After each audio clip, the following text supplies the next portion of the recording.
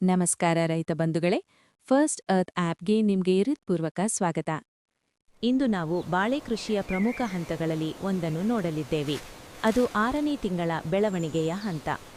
6ನೇ ತಿಂಗಳಲ್ಲಿ ನಿಮ್ಮ ಬಾಳೆ ಗಿಡಗಳು ದಪ್ಪ ಕಾಂಡಗಳು ಮತ್ತು ಆರೋಗ್ಯಕರ ಹಸಿರು ಎಲೆಗಳೊಂದಿಗೆ ಬಲವಾಗಿ ಕಾಣಬೇಕು. ಈಗ ಸಸ್ಯವು ನಿಧಾನವಾಗಿ ಹೂಬಿಡುವ ಪೂರ್ವ ಹಂತವನ್ನು ಪ್ರವೇಶಿಸುತ್ತಿದೆ.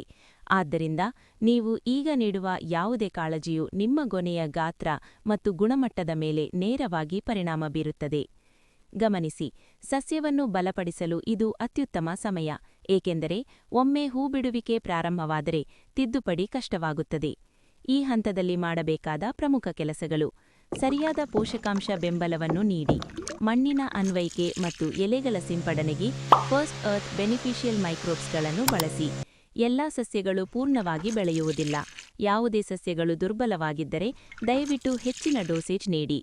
ತಾಯಿ ಸಸ್ಯದ ಸುತ್ತಲಿನ ಸಣ್ಣ ಸಸ್ಯಗಳನ್ನು ತೆಗೆದುಹಾಕಿ. ಕೀಟಗಳು ಮತ್ತು ರೋಗಗಳನ್ನು ಪರಿಶೀಲಿಸಿ.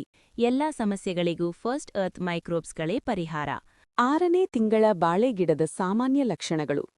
6ನೇ ತಿಂಗಳಿಗೆ ಬಾಳೆಗಿಡದ ಸರಾಸರಿ ಎತ್ತರ 12 ರಿಂದ 16 ಅಡಿಗಳ ನಡುವೆ ಇರುತ್ತದೆ.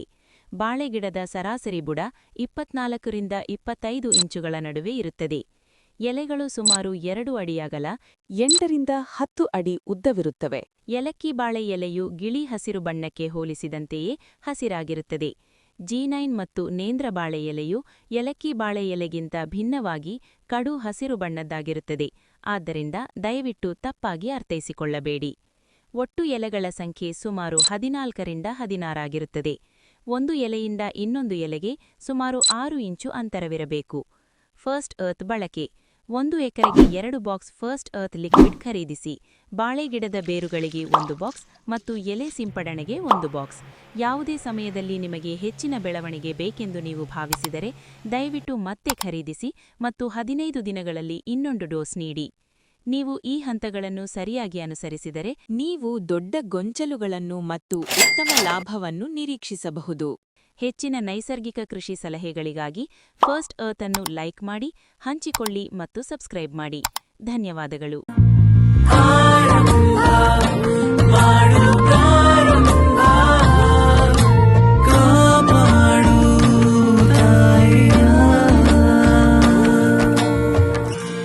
First Earth.